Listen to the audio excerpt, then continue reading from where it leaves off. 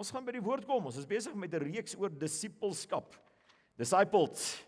En die gedagte is dat ons aan die einde van die reeks ook sal sê, I am discipled. Goed, of I've been discipled, at least for a time or a season of my life. I've been discipled. Dis 'n groot voorreg om deel te word van die veronderstelling, die missie van Jesus. Jesus se veronderstelling was dat almal wat in die koninkryk inkom, disipels sal wees. Elke liewe individu. Niemand was in die koninkryk ingenooi sonder om disipels te wees nie. Nooit niemand op enige manier nie. En dit moet ons so 'n bietjie laat dink oor hoe ons in die koninkryk van die Here inkom, nê.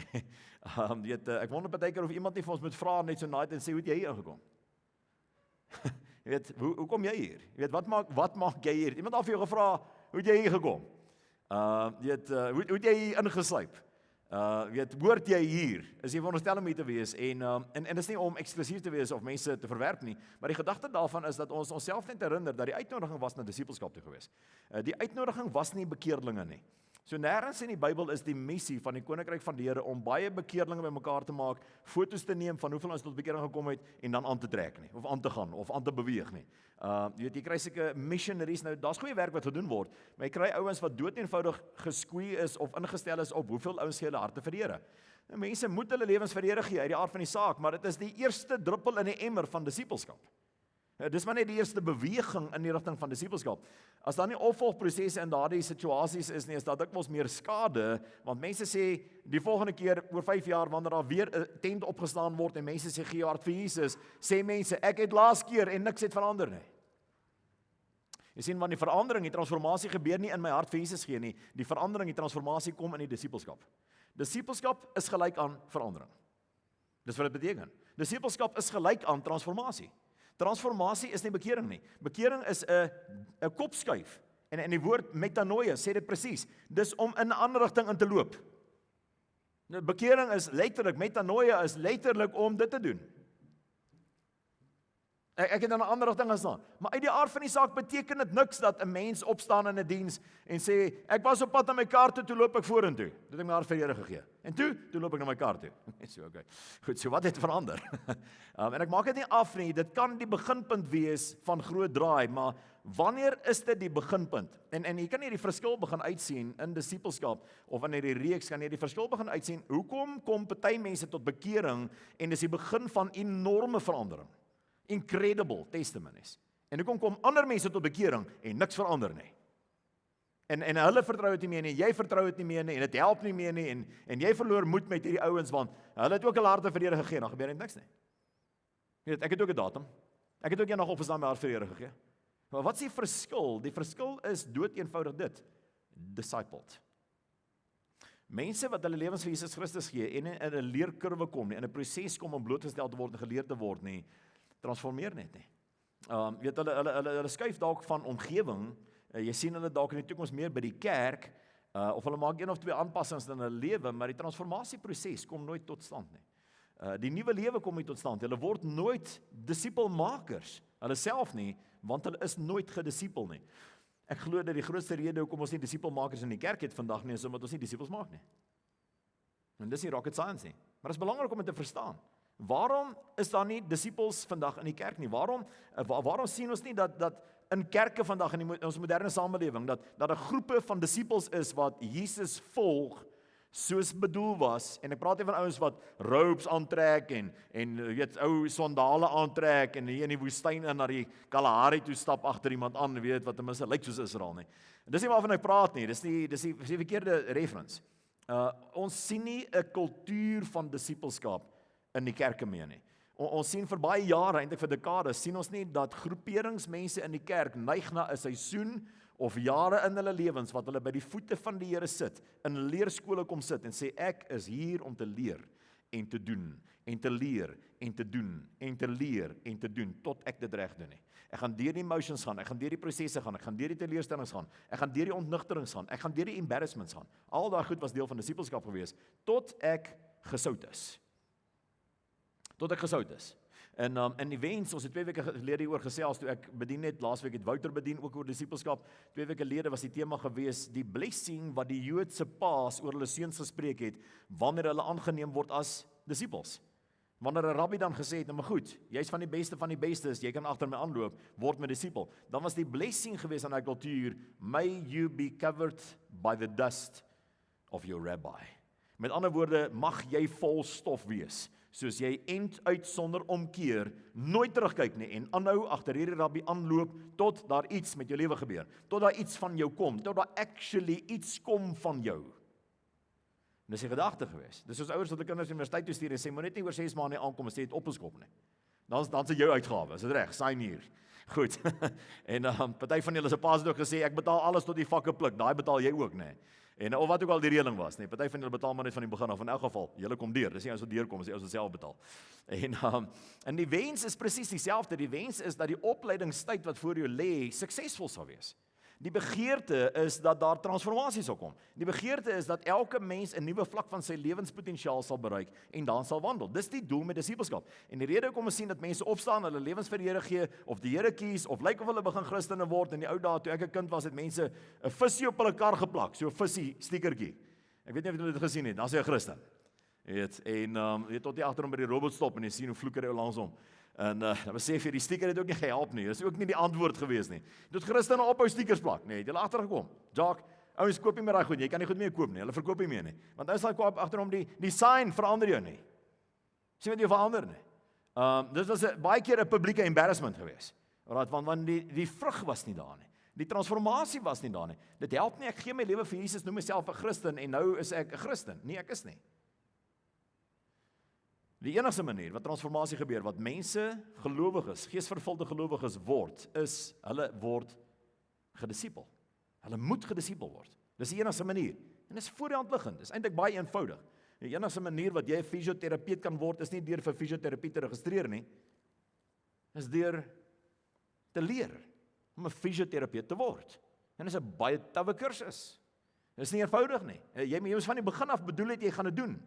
En is duidelik gewees dat jy gaan dit doen van jou skoolpunt af al. Want dit was 'n baie hoër vlak om in te kom in. En die enigste manier om éventueel na jouself te kyk en te sê ek is dit, is om dit te gedoen het.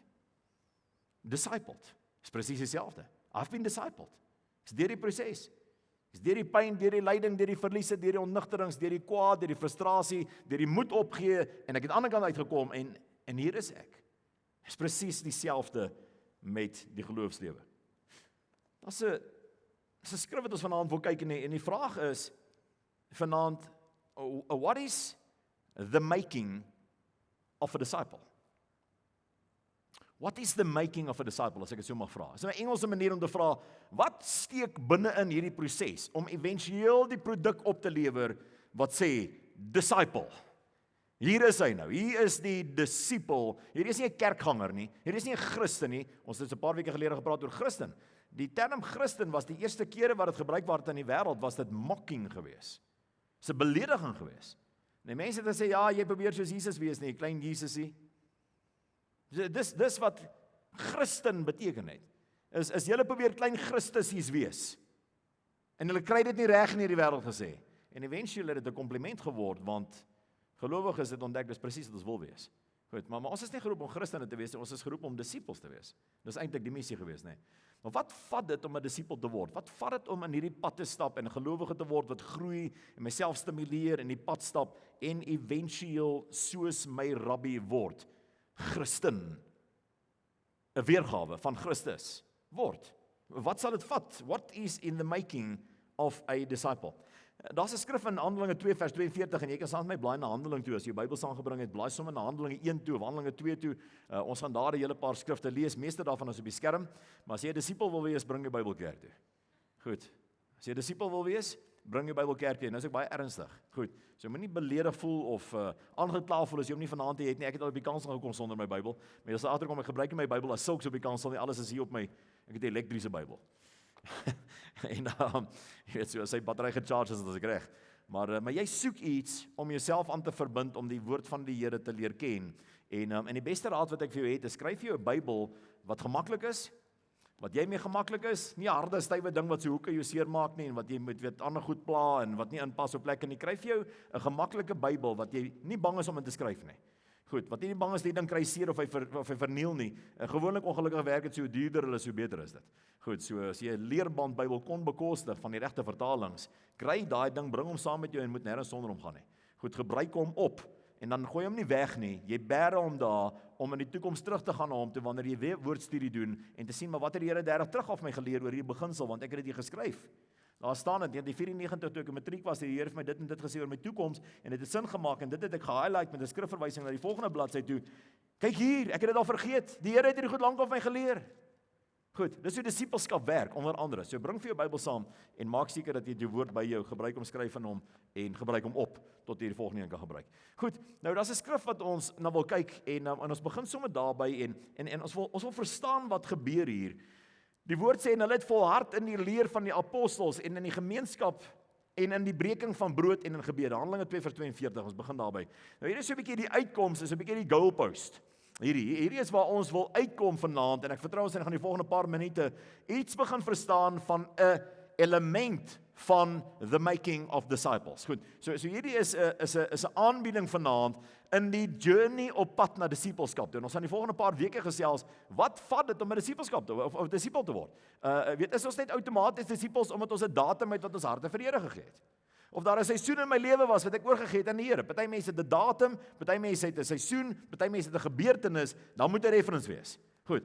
Daar's 'n aanneemingsoomblik want die woord sê aan almal wat hom aangeneem het, aan hulle het hy die reg gegee om hulle self kinders van die Here te noem. Romeine sê dit. So ek moet 'n aanneem belewenis hê. Wanneer het ek die Here aangeneem? Ek is nie outomaties 'n Christen omdat my ouers Christene was nie. Meeste van ons ouers was goeie mense gewees in ons eie oë, maar die feit dat jou ouers goeie mense in jou oë was en die meeste van die tyd wat jy kan onthou want jy onthou nie alles nie, in die kerk was, maak jou nie 'n Christen nie. Goed. Dan beteken dit dat jy moet nooit in die garage langs jou pa se fort geslaap het nie want jy's binne 6 maande 'n fort gewees het. Ja, dis nie hoe mense fort word nie. Goed. So is 'n ander proses. Mens word nie 'n Christen omdat jy in dieselfde huis slaap as Christene nie. Jy word nie 'n Christen omdat jy grootgemaak is deur Christene nie. Daar's net dood eenvoudig geen woordbeginsel wat dit betref nie. Jy sal nie skrif kry wat dit ondersteun nie. Dit is 'n illusie. Goed, en dit werk gewoonlik nie so nie. So baie kinders wat uit gelowiges huise uitkom word ateëste. Baie gelowiges wat deur pastore en hulle vrou grootgemaak word, ten minste kinders, draai hulle rug op die kerk. Dis nie die roete nie, dit is nie die way nie, dis nie Bybels nie. Elke mens self moet tot bekering kom. Goed, elke mens self het 'n oomblik, 'n datum, 'n plek, 'n seisoen, 'n gebeurtenis, 'n teleurstelling of 'n deurbraak, iets, 'n merker wat hy sê daar het ek my lewe vir die Here gegee. En jy sal dit weet. Jy sal weet presies wat dit is. As jy nie weet wat dit is nie, het dit nie gebeur nie. Goed. Dis hoe eenvoudig dit is. Goed, jy sal weet wat dit gebeur. Ek onthou dit so goed. Pastoor Fritz Kemp het gepreek. Pastoor Fritz Kemp was uit die tradisionele kerk uitgeskort want hy het die woord van die Here gelees en homself laat doop. Dus sê die tradisionele kerk, daar kan jy nie meer 'n leraar wees in ons omgewings nie. En hy is uitgeskop, hy het sy werk verloor. En hy het 'n pastoor geword en die woord van die Here begin verkondig en hy het eendag gepreek oor wedergeboorte, die hele proses van wedergeboorte. Dis 1992 gewees. En ek het opgestaan en uitgestap en sê ek gaan my lewe vir die Here gee. En my lewe vir die Here gegee. My lewe oorgegee aan die Here en ek onthou dit so goed. Ek het nog steeds daai Bybel wat een van daai leiers van daardie kerk, weet julle wie was dit gewees? Ek wil julle 'n idee gee. Julle weet wie Peer Spies nie? Het al gehoor van ou wat sy naam Peer Spies is? Right, hy't so balletjies geskop en so aan. Sy pa was ook 'n springbok, Peer Spies. Weet julle van hom? Peer Spies se pa, Peer Spies. Peer Spies se pa, Peer Spies, die springbok se pa het my na die Here toe gelei in 'n diens. Goed, en hy het in my Bybel geskryf en hy sê dis wat jy vandag gedoen het. Dis hoe jy by die Here uitgekom het. Dis die pad wat jy gestap het. Hy is lankal oorlede. En hy het my geleer, hy het my begin disipel as 'n hoërskoolseun. Het hy die pad met hy gestap en Sondag my kom soek by daardie kerk in Pretoria en sê hey, kom hier, hoe gaan dit hierdie week? Hoe het dit die afgelope week gegaan? En hy het aanhou goed byskryf in daardie Bybel en gesê dis wat jy moet doen. Bid hieroor, hanteer dit. Jy gaan hierdeur gekonfronteer word. Jy gaan hierdeur in die versoeking kom. Wees versigtig hiervoor. Antwoord dit wanneer mense jou vra. Doen dit wanneer jy twyfel en so meer. En iemand het my in 'n minder of 'n meerdere mate gedisipel binne in my Christendom in. Maar ek onthou die oomblik, ek onthou die Sondag toe ek uitgestap het en ek kan vandag toe oor na daardie plek toe ry in Andersonstraat, Brooklyn, Pretoria. Daar's tot vandag toe 'n kerk waar ek die pastoor was ook later en daar in 'n hoeksaal een Sondagoggend het ek my hart vir die Here gegee. My oomblik van bekering, ek het die reg gekry om 'n kind van God te word. Maar dit maak jou ook nie 'n disipel nie. Goed, daar's 'n proses wat moet gebeur. Die feit dat jy jou hart vir die Here gegee het, iemand moet jou begin disipel en in 'n proses kom. En ek onthou baie goed, eintlik is ek eers later op teologiese college regtig gedisipel en dis nie ons almal se roete nie. Dis maar net omdat ek teologiese college toe is en teologie gaan swat het na skool en daar het ek vir die eerste keer beleef, Hier ontdek ek nou die goed wat iemand my lankal moes geleer het. Hier kom ek nou agter hoe werk die goed eintlik. Waar staan ek eintlik? Wat het eintlik gebeur? Hoekom het ek myself laat doop? Wat is die impak van my doop gewees? Waarmee behoort ek nie meer te sukkel nie? Wat het ek die gesag oor? Waar kry ek autoriteit? Waar staan ek in Christus? Wat is geregtigheid? Wat is heiligmaking? Waar is ek in hierdie proses? Dis die goeders wat ons in disippelskap moet geleer word en uitkom by die Here. Nou wat gebeur het in Handelinge 2 vers 42 is ons weet Petrus het 'n preek gepreek net na die uitstorting van die Heilige Gees. Het Petrus opgestaan en Petrus preek hierdie incredible eerste keer preek. En 3000 mense kom tot bekering. En die woord sê daai 3000 mense, die eerste 3000 mense wat tot bekering gekom het in 'n preek na Jesus hemel toe is, was onder Petrus se prediking en luister wat gebeur hier en hulle het volhard, daardie mense, hulle praat van daardie mense. Daardie mense het volhard in die leer van die apostels. Dit beteken hulle het gestiek. Dis wat dit beteken. Hulle het gestiek. Hulle het nêrens heen gegaan weer nie. Daai ouens het van daardie oomblik af gestiek tot teaching. Nooit weer. Sondag gaan golf speel, sport gaan kyk, shopping gaan doen, vir ouma gaan kuier, ander plekke rond. Daai ouens het gestiek. Sondag. Van daardie byeenkoms af het die kerk op Sondag bymekaar gekom. Eerste keer ooit. Dis wat vandaan kom. Van daardie keer af het mense Sondag bymekaar gekom. En die Nuwe Testamentiese kerk het nooit weer op Saterdag bymekaar gekom nie, maar dis 'n lering van 'n ander dag. Goed, die Jode, die Sabbateërs, hulle wil op Saterdag bymekaar kom. Die Nuwe Testamentiese kerk kom op Sondag bymekaar as gevolg van wat hier gebeur het. Nommer 1, nommer 2, omdat Jesus op 'n Sondag, nie 'n Saterdag nie, lewend geword het. Goed, as jy die lewende Christus wil aanbid, dan is jou primêre byeenkoms en verwysing van ander gelowiges Sondag. Die oop grafdag, nie die toegrafdag nie. Goed, Sabbat was 'n toegraf. Hy was in die doderyk. Die eerste dag, Sondag, was 'n oop graf. Goed, en hy het gelewe. En dis wat ons mee assosieer. Dis die kern van die evangelie van Jesus Christus, is die leë graf, nie die toegraf nie. Maar ook al, dis van hierdie oomblik af gewees, en hierdie 3000 ouens wat tot bekering gekom het, en ons gaan nou deur die hele proses gaan tot hier, ons gaan weer hier eindig, in die volgende paar minute gaan ons weer hier stop, Handelinge 2 vers 42, en hulle het volhard in die leer van die apostels, hulle het gestiek. Hulle het nêrens heen gegaan nie, hulle het nooit weer hulle rug op daardie instelling van lering deur die apostels, die lering van die apostels, wat die apostels hulle geleer het hierdie ouens se brood en botter en kos en sisteem, hulle dieet geword. Dis wat hulle verorber het, hulle het die lering van die apostels opgeneem en hulle sin gemaak. Dis die eerste ding wat gebeur het. En in die gemeenskap, wat is die gemeenskap? En dis 'n teken dat hulle nie die kerk ondermyn het of onderlinge byeenkomste mee onderhandel het om shopping te doen nie. Goed, dink of ek 'n pak slaag gee, miskien preek ek vir die verkeerde crowd. Maar alright, julle is groot genoeg om dit te vat. Ek het gesê daar gaan teleurstellings wees. In disipelskap. En maar is die issue vandag van die kerk. Omdat mense tot bekering kom, maar nie gedisipel word nie, onderhandel hulle met hulle gemeenskap. Dis die community. Gemeenskap bedoel nie Langehoven Park nie, die gemeenskap van gelowiges. Die gemeenskap beteken ons communion met mekaar. Hierdie ouens het nie genegotiate wanneer dit kom by mekaar nie. Baie belangrike element van mense wat gedisipel is. Goed, mense wat gedisipel is, negotiate nie meer mekaar nie. Wanneer dit saam is dit saam. Dis waar ek hoort. Maak nie saak wat gebeur nie. Maak nie saak hoe ek voel nie. Maak nie saak waar ek vandaan kom nie. Ek is by mekaar. En niemand het enig nodig om my te sê, hey, ja, jy het eintlik afvallig geraak, weet, en ander lewenskultuur en styl aangeneem, en jy's 'n bietjie in die wêreld, en eintlik moet jy Sondag eintlik by die Here wees. Nee, mense wat gedisipel is, het dit uitgesorteer in hulle lewe, en hulle kies gemeenskap. Dis waar hulle is. Inteendeel, mense wat reg gedisipel is, kan nie klaarkom met Sondagoggende nie. Dis te min. En daarom het die kerk 'n kultuur waarin mense iewers in die week weer by mekaar kom, want dit is ook genoem en in die breking van die brood. In die breking van die brood. Nou jy sal elders lees, daardie breking van die brood was nie in die kerk nie. Gemeenskap was by die kerk, lering was by die kerk, gemeenskap was by die kerk, die breking van die brood was van huis te huis gewees. Dis die begin van selgroepe of die selgroepmodel. Dis nie net kerk in sy corporate by mekaar kom in die groot byeenkomste nie, so Sondag nie. Dis ook kerk in sy binnehuis sitkamer effek, by mekaar kom en brood breek. Die brood was nie by die kerk nie, brood was by die huise. Hulle het saam brood gebreek. Die ouens het 'n rede gesoek om saam te eet. Rede. Hierdie gaan vir jou vreemd klink, is deel van die goed wat jy moet leer, en is die kultuur wat jy probeer leer het. Daar het al amazing goed in die mensdom, praat nie van die Bybel nie, daar het al amazing goed in die mensdom gebeur, wat die traject van die mens se toekoms en die redding van nasies gered het waar mense saam geëet het. Hier is deel van hoekom jy 'n disipel moet word. Jy moet leer, hoekom kom hierdie goed uit die Bybel uit? Weet jy dat jou geloof in Jesus Christus is gebaseer op iets wat gebore is toe 'n man wou middagete eet. En dat ander manne aangekom daar en het gesê, maar eet saam met my. En toe het hulle saam geëet. En toe is die geboorte van geloof geaksentueer daar, eintlik geaktiveer. En vandag staan ek en jy bekend as seuns en dogters van Abraham, want Abraham het onder 'n boom geëet toe Jesus opdaag by hom. En Abraham sê, eet saam met my. Die engel, nie 'n engel nie. 'n Engel is 'n klomp van die engele. Die engel is Jesus. En dis waar geloof gebore is. En dis daardie oomblikke wat Abraham gechallenge is om in geloof na 'n vreemde land toe te trek. En is weer met 'n geleentheid waar kos by betrokke was, waar Abraham hoor hy gaan 'n seun hê en waar die hele proses met Isak geopenbaar word, God die Vader en die seun. Nou weet jy hoeveel geleenthede in die Bybel is daar wat gemeenskap en die breking van brood die traject van die mens se toekoms verander het.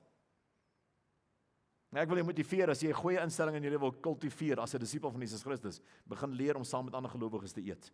Dis nie omdat ons iets eet nie of wat ons eet nie, dis omdat wanneer ons gemeenskap het en in mekaar se lewens betrokke raak en ons weet wat disippels doen, dan verander mense se lewens. Dis 'n baie goeie gewoonte, dis 'n goeie instelling. Die Nuwe Testamentiese kerk het dit gedoen. Jesus het dit gedoen. Het jy geweet dat nagmaal kom uit die ete uit?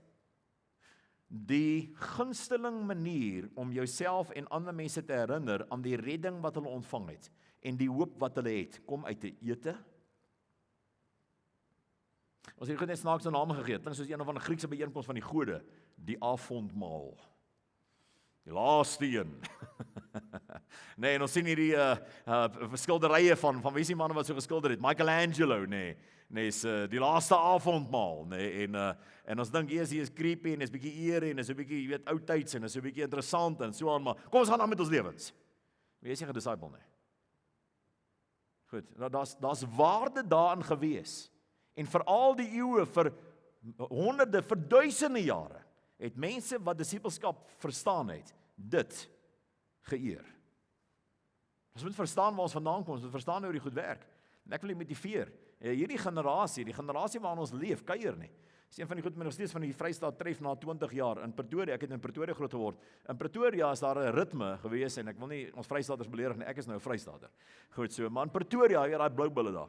Daai Pretoriaaners. Kyk jy, ouens kan nie genoeg kry vir mekaar nie. Dis asof hulle bang is om alleen te wees. Hulle braai Vrydaande tot in die middel van die nag. Saterdagoggend eet hulle saam ontbyt by 'n ander plek saam met ander mense. Saterdagmiddag beplan hulle by wie hulle vanaand braai, dan braai hulle en dan moet hulle huis toe gaan om te gaan plan maak vir kerk want hulle braai laat en Sondagoggend na diens kom by mekaar vir koek en tee by ander mense se huis. Hulle sien hulle huise en die honde blaf hulle as hulle by die huise kom.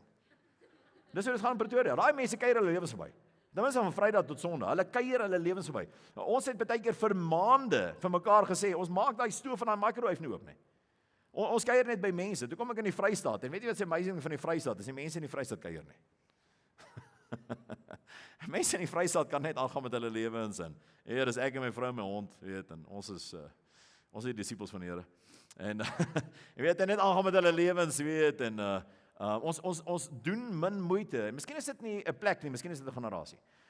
Ons doen min moeite vandag om gemeenskap in die eerste plek te eer en om die breking van brood te gaan soek. Die breking van brood is ook so Michelangelo topic, nee, dit lyk soos 'n skildery, die breking van die brood, jy weet. En nee, die breking van die brood beteken nie ons het kos gemaak en geëet. Dis wat gedoen is. Maar die breking van die brood aksentueer ook wat het gebeur na ete. Presies wat gebeur het by die laaste avondmaal.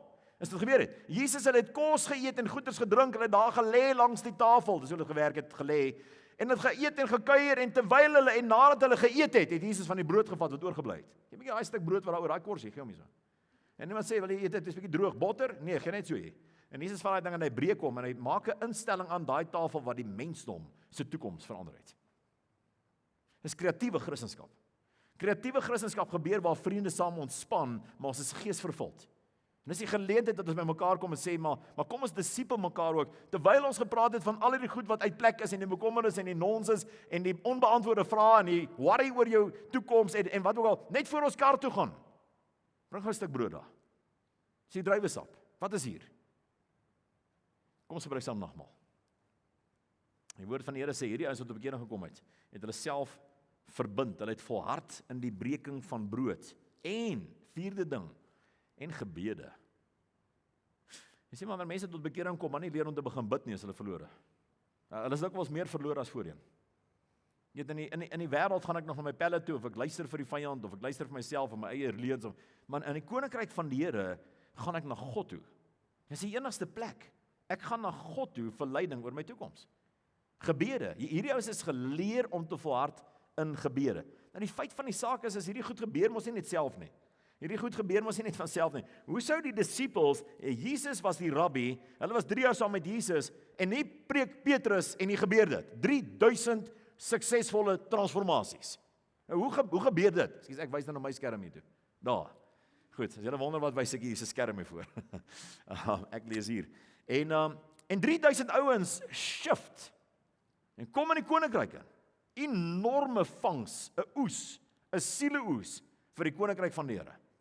Net so, dan is 'n groot fout vandag met ons. Niemand kry dit meer reg nie. Ek meen, in ons leeftyd het ons dit nog nooit gesien nie.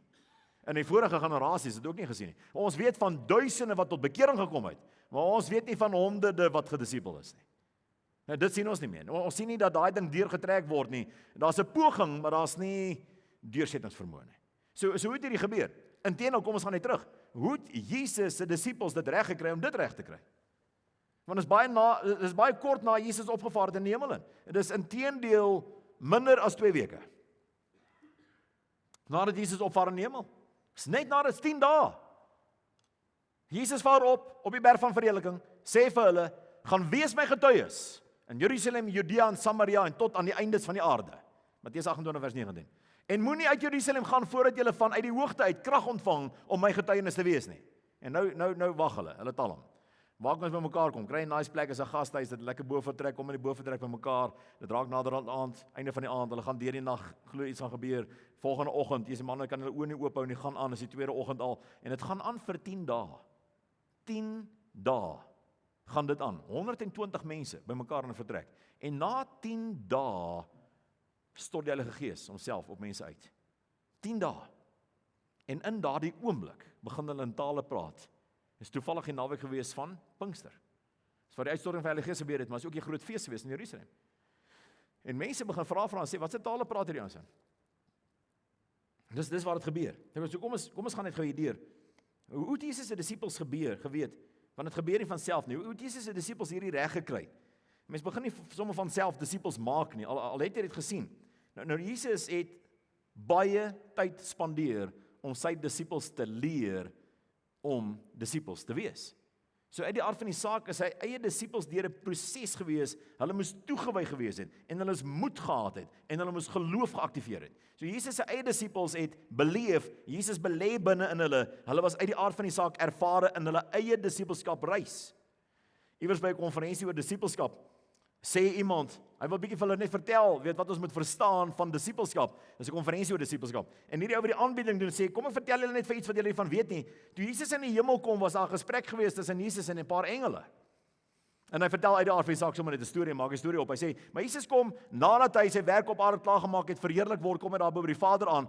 En die engele groet hom na 'n klomp jaar, 33 jaar was hy gone gewees, weet. En die ou engele groet hom en sê welkom terug en hoe was dit gewees en wat het alles gebeur en so meer. En een van die engele stop Jesus, hy sê Here, ek het net 'n vraag vir u. Ek wil net gehoor die werk wat u begin het op aarde, wat gaan u doen of wat het u gedoen om nou seker te maak dit gaan aan? Nou dat hy terug is. En Jesus antwoord hom, hy sê, dit is in die hande van die apostels. En die engel vra vir hom en sê, sal dit nie maak nie? En Jesus sê, daar's nie 'n plan B nie. Dis 'n storie. En ek dink dis 'n belangrike storie. Daar's nie 'n plan B nie.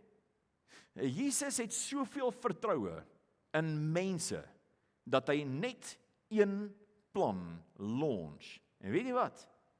2000 jaar later. Dit bly die enigste plan. En weet jy wat? Dit het gewerk. Dit het vir soveel generasies gewerk. Ons leef maar in 'n tyd in ons generasies wat ons het begin vergeet en dit nie toepas nie en nie meer geleer word nie. Daar's nie 'n opvolgplan nie, dis die enigste plan. Die toekoms van Christendom en geloof in God het in daardie manne se hande beland. En ek wil vanaand vir jou sê, presies dieselfde is waar vandag 2000 jaar later. Die toekoms van Christendom vir jou kinders en jou kindskinders en jou gemeenskappe en waar jy jouself gaan bevind in die volgende 10 en 20 en 30 en 40 jaar is in jou hande. Jy gaan moet leer wat dit is om 'n disipel te wees en jy gaan moet leer disipels maak. Jy gaan goed moet word hiermee.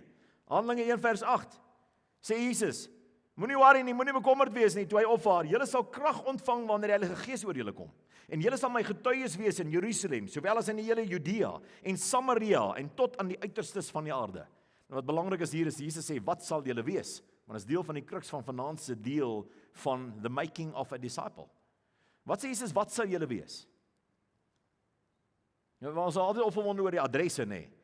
Jerusalem, Judea, Samaria en oral. Ons is altyd op karring Malawi toe en Zimbabwe toe met sending werk, weet jy, met iets so iets beleef en ek self kom daar van tyd tot tyd, maar dis nie waar nie, dis die wat. Wat is die missie? Hoe word disippels gemaak? Nie deur ver plekke heen te gaan nie, deur in jou eie gemeenskap, Jerusalem. Waar staan Jesus toe hy dit sê? Op 'n koppie reg langs Jerusalem. Jerusalem lê voor hom. Hier lê Jerusalem, die berg van verheerliking, kilometer buite die stad se mure. Jerusalem lê voor hom. Hy sê Jerusalem, manne, Jerusalem, kom by die huis en wees 'n wat staan daar? Getuie. Julle gaan getuies wees. Geesvervulde getuies wees. Jy sal my getuies wees. Dis die sleutel tot Jesus se strategie om sy werk voort te laat gaan op aarde. In Jerusalem, Judea en Samaria en na die eindes van die aarde toe. Maar hoe? Goed. Hoe sou ons dit gedoen het? Want Jesus sê nou moet ons getuies wees. Ons gaan nou sien getuies van wat? Maar getuies wees. Ons moet getuies word vir die Here, want dit is hoe hierdie disipelskap ding gaan geaktiveer word en momentum kry. Getuies wees. En hoe sal ons getuies wees? Want Jerusalem maak sin, maar die ander 3 plekke maak al hoe minder sin. So Jerusalem kon nog gewerk het vir die klomp Joodse apostels. Hulle kon almal Hebreëus praat. En Judea kon werk want in Judea is Hebreëus en Aramees en Grieks gepraat. Daar's baie plekke gewees waar die ouens Grieks gepraat het en dit kon dan 'n bietjie verstaan, ou soos Paulus kon met Grieks werk en want sy pa was Romein gewees. Maar weet Jerusalem werk nog en Judea werk nog, maar Samaria raak 'n probleem. Want in Samaria is daar ander volke en tale wat ander tale begin praat en hierdie ouens het nie gemingel nie. En hierdie ouens het nie baie ver uit Israel uit beweeg nie. Samaria was die streek gewees. En die Here stop nie daar nie, hy sê, en julle sal getuies wees tot aan die einde van die aarde. En nou ons het letterlik gedink, ons het gehoor van Afrika, daar's nie 'n manier nie. Ons het gehoor daar bokant, Asië, is daar nog plekke wat nie ontdek is nie, daar's nie 'n manier nie. Jy weet, in die ooste was 'n baie gevaarlike plek gewees vir die Midde-Oosterlinge, 'n baie vreemde plek gewees, want kulture soos die Chinese het al bestaan. Dis vreemde, awkward gedagtes wees, hoe op die aarde? En net soos ons vandag sê, ek vandag vir jou sê, ek stuur jou China toe, die Here sê, gat jy. Gaan jy wonder, ek is bereid om 'n getuie te wees, maar hoe op aarde? En luister, op geen manier het Jesus nie voorsiening gemaak vir mense om getuies te wees nie, of om met die disipelskap momentum te laat bou nie. Hy sê, die krag van die Gees sal oor julle kom, en julle sal getuies wees, oral. Dan lees ons in Handelinge 1 vers 4 tot 5. En toe hy nog saam met hulle was, het hy hulle bevel gegee om nie van Jerusalem weg te gaan nie, voordat hulle gaan getuies word, maar om te wag op die belofte van die Vader, wat julle, het hy gesê, van my gehoor het. Want Johannes het wel met water gedoop, maar julle sal met die Heilige Gees gedoop word, nie lank na hierdie dae nie. Dis hoekom hulle geweet het, hulle moenie net 'n dag wag nie. Hy het gesê, nie lank na hierdie dae nie. Dis 'n paar dae wat gaan verloop het. So Jesus sê vir hulle, wag, ek gaan julle aanvul. En ek vertrou dat jy tussen ook kan lees wat dit vat om by disipelskap in my eie lewe uit te kom, want ek is dalk nie gereed om 'n disipelmaker te wees nie. Ek wil net 'n disipel word. Ek wil net self discipled word, voor ek ander ouens gaan disciple. What is in the making of a disciple? So hierdie ouens het klaar na Jesus toe gekeer as hulle saligmaker, bekering. Hulle is uit die aard van die saak klaar gedoop, en Jesus sê vir die ouens, nou gaan wag julle vir die vervulling van die Heilige Gees. Kan ek net vanaand vir jou sê as 'n merker, net in die proses van disipel word, en ander mense disipels maak, dat die uitstorting van die Heilige Gees ononderhandelbaar is. Daar's nie 'n manier dat jy 'n effektiewe disipel kan word of 'n disipelmaker sal wees sonder 'n belewenis van die vervulling van die Heilige Gees nie. En daardie belewenis wil ek nie vir jou verkeerd voorhou nie, want baie keer as mense sê die belewenis van die vervulling van die Heilige Gees, dan dink ons moet iets voel. Ons moet iets ontvang, ons moet iets aan ons lywe voel. Maar iemand het vir my gebid vir die Heilige Gees, maar ek het nie hoendervleis gekry nie. En iemand anders hoendervleis gekry, so ek het dit seker nie reg gehad nie. Of die persoon wat vir my gebid het vir die vervulling van die Heilige Gees, het eintlik nie die pad self mooi gestap nie, so ek weet nie of dit wel dit was nie. Of die persoon wat vir my gebid het, verkeerde liedjie gespeel, is nie 'n lekker atmosfeer gewees nie, so ek het nie so lekker gevoel nie, ek het maar gegaan, want my vriend het gegaan.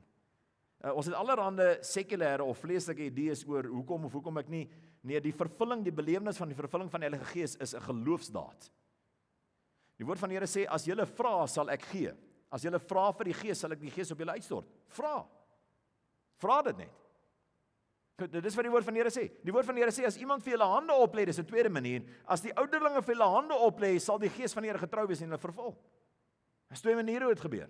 Ek self het aan die einde van my teologiese studies in 1999 in die FSA gestaan, in Pensacola, in Florida. In Pensacola gestaan by herlewing en een Saterdagoggend by mannebyeenkoms en Michael Brown, wat 'n bekeerde Joodse rabbi was, het gepreek hieroor oor die missing elements, nee, die disconnection tussen gelowiges en die vervulling van die Heilige Gees, en hy het hierdie verduidelik en ons het begin worship en ek het doodeenvoudig my hande in die lug opgesteek en sê, Here, ek het nie 'n belewenis van die Heilige Gees nie. Nou vra ek vir u en is niemand die naam wat my kan bid nie, die ouens is daar besig. Vervul my met die Heilige Gees en in daardie oomblik toe verleer hy my Heilige Gees. In daardie oomblik. En dis waar my bediening begin het. Ek het baie gepoog voor die tyd, baie gedraai voor die tyd, baie deelgeneem, goeie ervaring gehad, goeie opleiding gehad. Ek was amper klaar met my akademie ook gewees. Want daardie oomblik het die Here my gesalf om 'n getuie te wees. Dis wat gebeur het. Vra vir die Here. Dis nie 'n regte plek of 'n regte tyd nie. Dis ook nie die regte manier nie. Die enigste regte manier is vra. Vra vir die Here of vra vir ouderlinge. Dis mense wat die pad stap. Enigiemand wat jou vooruitgaan in die geloof. Vra, bid vir my vir die vervulling van die Heilige Gees. Hoe? Bid net vir die vervulling van die Heilige Gees. Miskien sal daai persoon ek dit nog nooit gedoen nie. Dan sê jy vir daai persoon, sit jou hande op my skouers of hier op my kop en bid vir my. Wat? Vir die vervulling van die Heilige Gees. Bid dit net. En daai persoon moet net sê, Here, U is getrou, vervul hom of haar met die Heilige Gees in die naam van Jesus. En weet jy wat gaan gebeur? Jy gaan dit nie kan glo nie. Jy gaan dit nie kan glo nie. Jy gaan nie hoendervleis kry nie.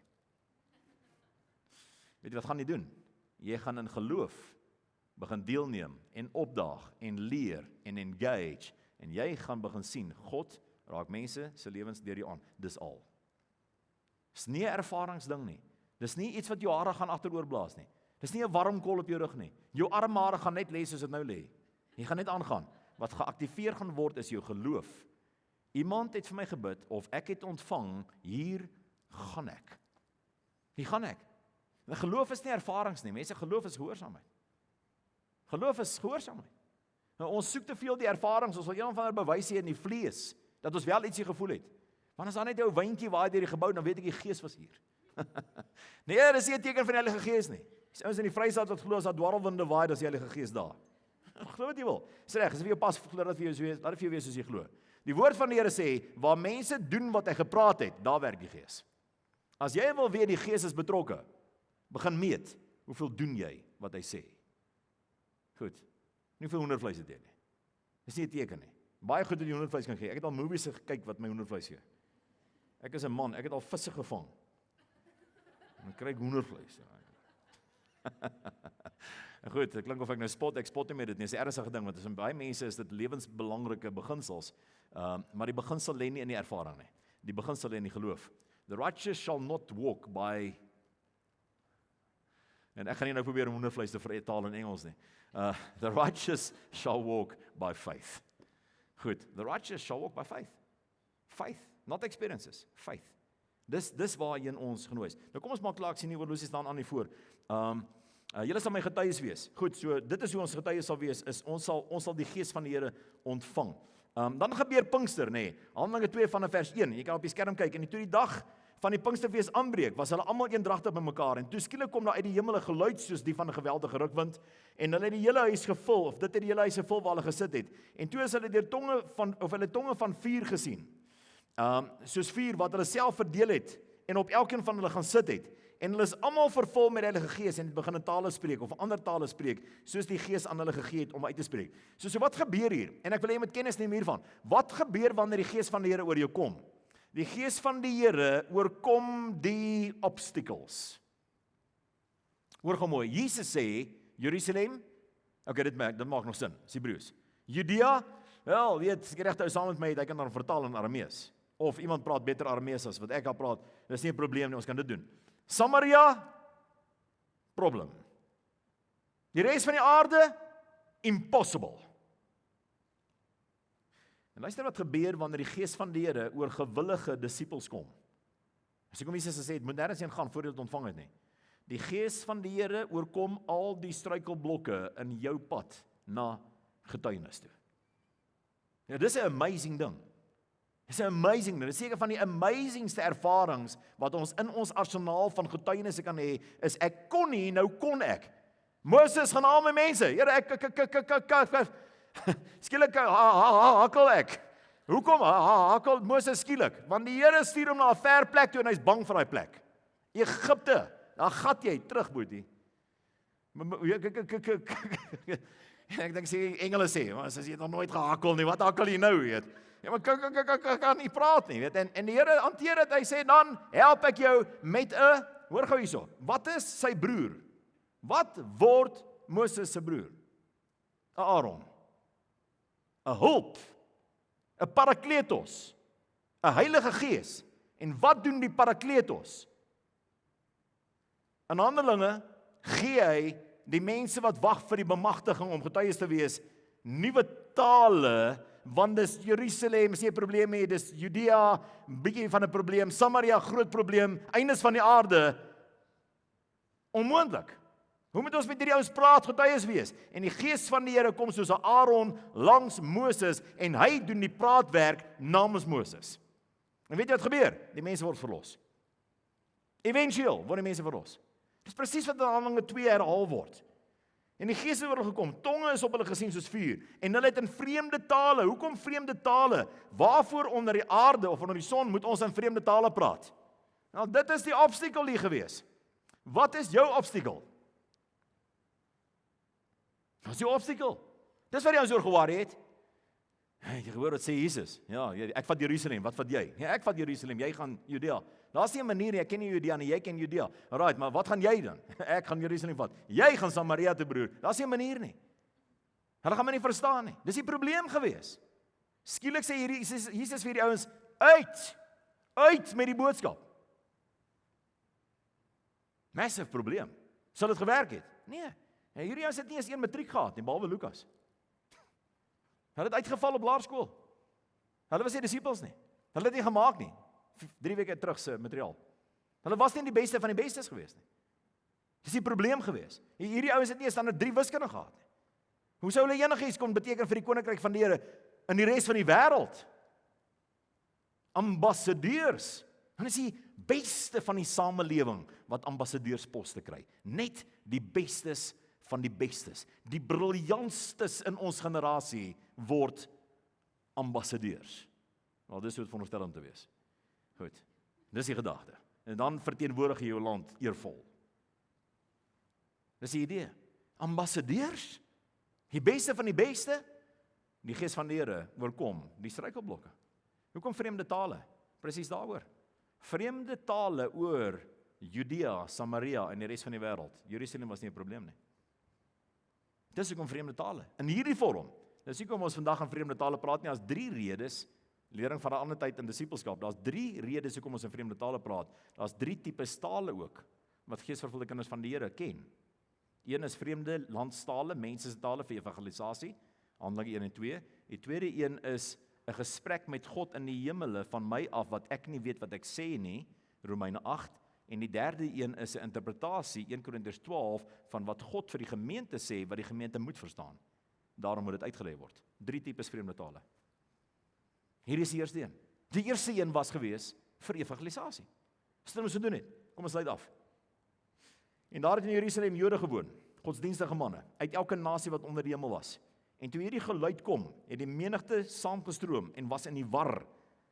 Want elkeen het gehoor hoe hy in sy eie taal spreek. In hulle eie taal het hulle die evangelie gehoor. En hulle was almal verbaas en verwonder en vir mekaar gesê, is almal wat daar spreek dan nie Galileërs nie? En toe hoor ons hulle elkeen in ons eie taal waarin ons gebore is, partners en meders. Ek sien waar is ons? Het ek vir jou die skrif gegee? Partners en meders, Elamite en die inwoners van Mesopotamië, Judea, Kappadosie, Pontus en Asië, Frigië, Pamfilië, Egipte en die streke van Libië by Sirene, en Romeine wat hier vertoef, Jode genote, Kretense en Arabiere. Ons hoor hulle in ons eie taal oor die groot dade van God spreek. As dit nie amazing is nie. Amazing. Dis wat gebeur met jou obstakel in jou kop. Of die obstakel wat jy dink tussen jou en getuig, jou en evangeliseer, jou en disippels maak. Die Heilige Gees kom vervul daardie obstakel in jou journey. Ek staan in Pensacola, Florida. En ek is redelik aan die einde van my teologiese studies. En ek het een groot probleem. Ek het teologie geswat, ek het my akademiese kwalifikasie nou amper klaar, en ek is eintlik gereed om my, wat jy noem, legitimasie te gaan doen, vir 'n jaar, en dan my prakties, en dan kan ek georden word as 'n pastoor. So het gewerk in daardie dae. Maar ek het 'n probleem, ek het 'n redelike wesenlike probleem. Op skool, het die skool, toe my ouers hoor ek wil gaan bediening swat, besef, ek kan nie praat nie.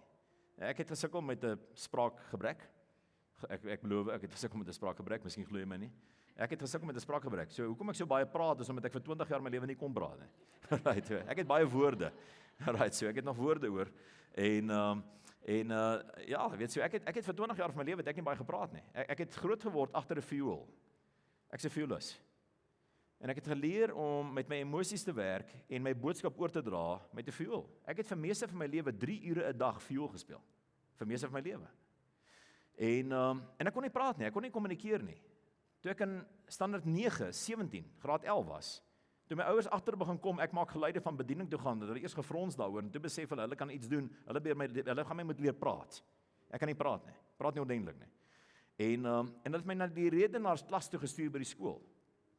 En die redenaarsklas by die skool het vir my 'n briefie gegee. Ek het daai briefie baie lank gehad, wat gesê het, gee hierdie vir jou ouers. Jy het professionele mediese hulp nodig. Ons kan niks doen nie. Obstacle. Weet jy wat met my gebeur? Wat met my gebeur? Ek het nie Arabies of Kreteens leer praat toe ek die Heilige Gees ontvang het nie. Nie in 98 in Pensacola nie. Maar toe ek die Gees van die Here daardie dag ontvang, het ek vir die eerste keer in my lewe moed, nie vrees nie, moed gekry om te wil preek. En vir 4 of 5 jaar voor dit het ek gesukkel om uit die blokke uit te kom. Jy dink ek preek lank, my eerste preek was 3 ure gewees. My eerste preek was 3 ure in die AGS Kerk Voortrekkerhoogte, Pretoria. 3 ure. My tweede preek, ek beloof nie, my tweede preek in my lewe wat ek gepreek het, ek in die doopbad ingeval. Dit is 'n doopbad op die verhoog gewees. Ek beloof jy. Ek het my tweede keer wat ek op 'n stage gekom het in 'n gemeente, seker jeugpastoor, toe trap ek in die doopbad in. En ek val met die mic en my Bybel en my kerkleer as in doopbad in. En daar's 'n video daarvan. Dis 'n video. Daar's 'n VHS video iewers in my storie daarvan. Val nie. Dis 'n disaster gewees. Dis 'n disaster. Ek het al die rede in die lewe gehad om te sê verkeerde wicket. Hier is die verkeerde wicket. Jy is besig om jouself iets te probeer bewys. Jy dink die Here met jou gepraat, maar jy en die Here is verkeerd. 4 jaar daarna, toe ek van Pensacola af terugkom, is die eerste belewenis wat ek gehad het na die vervulling van die Heilige Gees, is nie dat ek in Arabies wou praat nie. Is nie dat ek 'n getuie in Judea wou wees nie. Weet jy wat het gebeur? Ek het 'n begeerte begin ontwikkel om preke voor te berei om te wil preek. En ek het binne 6 maande het ek begin uitnodigings kry om die preek wat ek op 'n ander plek te preek het, weer te kom preek. 6 maande daarna, 'n jaar nadat ek terug is van die VS af, het ek die enigste spreker in die Noord-Vrystaat se jeugkonferensies geword in Sasolburg vir die volgende 4 jaar. Wat het die Gees van die Here kom doen? Die Gees van die Here het my mond kom aanraak. My obstakel was my mond gewees. Wat is jou obstakel? wat tussen jou en disippelskap en tussen jou en disippels maak staan, is die Heilige Gees se verantwoordelikheid. Hy kan nie wag om Aaron, of die Parakletos, of die helper, of die hulp, of die bemagtiger te wees, sodat jy disippels kan maak nie. Hy kan nie wag daarvoor nie. Dis jou getuienis. Dis jou getuienis. En daarom weet ek, een van my gawes vandag is prediking, is lering, ek is 'n leraar. Elke keer, en ek het al seker 100 keer in my lewe al gedoen, elke keer wanneer ek saam met 'n groep mense daardie toetse doen, wat jy invul en die ouens sê vir jou, wat is jou gawes? Jy vul so 2 of 3 of 4 of 500 vragies in, en dan sê hulle vir jou, wat is jou tipiese gawes? Elke keer in my lewe, vir 30 jaar, teacher. Nommer 1, teacher. Nommer 2, apostoliese leier. Jy kan praat as jy wil lei. Nommer 3, profeties.